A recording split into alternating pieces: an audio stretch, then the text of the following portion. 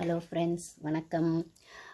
என்ன எப்படி போகுது ஷோ அப்படின்னு கேட்டால், என்னமோ போகுது அப்படின்னு கூட சொல்ல முடியல. ஏன்பா இப்படி போகுது அப்படிங்கிற மாதிரி தான் இருக்குது. என்ன பண்ணுறது, ரிவ்யூ ஒரு வழியாக ஸ்டார்ட் பண்ணியாச்சு. அதுக்காகவாச்சும் கஷ்டப்பட்டு என்னமோ ஒன்று பேசணுமே அப்படிங்கிறதுக்காக பார்க்க வேண்டியதாக இருக்குது. கண்டஸ்டன்ஸ் பண்ணுறதும் சரி, ஹோஸ்ட் பண்ணுறதும் சரி, இல்லை பிபி டீம் பண்ணுறதும் சரி, எல்லாமே ஒரே டாக்ஸிக்காக தான் இருக்குது. பட் ஆனால் ரிவ்யூன்னு ஒன்று ஸ்டார்ட் பண்ணதுக்கப்புறம் பிபி ஷோ பொறுத்த வரைக்கும் அது நடுவில் நிறுத்துறது அப்படிங்கிறது எனக்கு இது ஓகேவா இல்லை.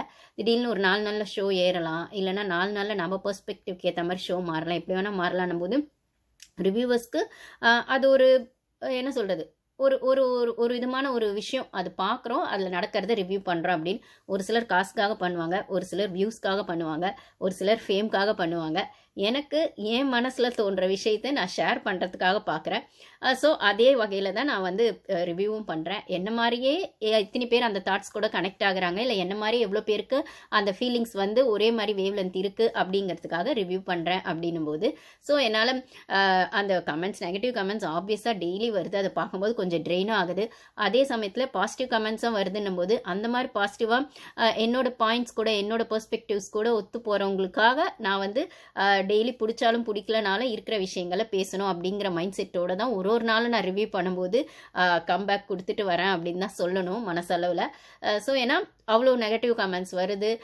இல்லை வந்து ப்ளஸ் வந்து ஷோவும் அப்படி தான் போகுது. நம்மளுக்கு பிடிச்ச மாதிரி விஷயங்களை பேசுகிறதுக்கு ஏற்ற மாதிரி ஷோவில் எதுவுமே இல்லை. திருப்பி திருப்பி திட்டுற மாதிரியோ, கோவப்படுற மாதிரியோ, இல்லை ஃபீல் பண்ணுற மாதிரியோ தான் விஷயங்கள் போகுதுன்னும் போது, இது என்னடா பேசுறதுன்னு அப்படின்னு ஒரு வழி வருது.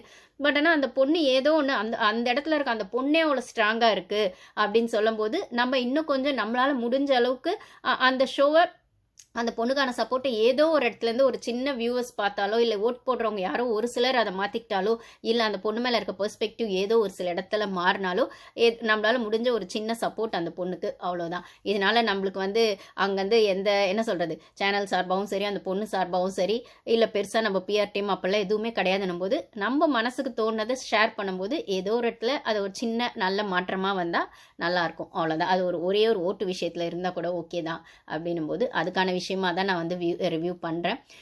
ஸோ வந்து பார்த்தீங்கன்னா ப்ரோமோ வந்திருக்கு. என்ன வந்திருக்கு ப்ரோமோவில், ஒஸ்ட் பெர்ஃபார்மர் யாருங்கிறதே டீசெண்டாக கேட்டிருக்காரு பிக் பாஸ். எப்படி கேட்டிருக்காரு, யார் வந்து சிறப்பாக பெர்ஃபார்ம் பண்ணலை, டேரெக்டாக ஒஸ்ட் பெர்ஃபார்மர்னு சொன்னால் உள்ளே குத்திரும் கொடையும் அப்படிங்கிறதுக்காக இப்படி சுற்றி வளைச்சி அந்த கேள்வி கேட்டிருக்காரு. அதே பாருனா அப்படியே சறுக்குன்னு எடுத்து குத்திடுவார். பாரு தான் இப்படி ஜெயிலுக்கு போகணும், அவங்க தான் 15 நம்பரு 14 நம்பரு, அவங்க தான் ஒஸ்ட்டு அப்படின்றவாங்க. ஆனால் இந்த வாட்டி பார்த்தா கனி வராங்க போல இருக்கே ஒஸ்ட்டில். அதனால தான் பிக் பாஸ்கே சொல்கிறதுக்கு வாய் வலி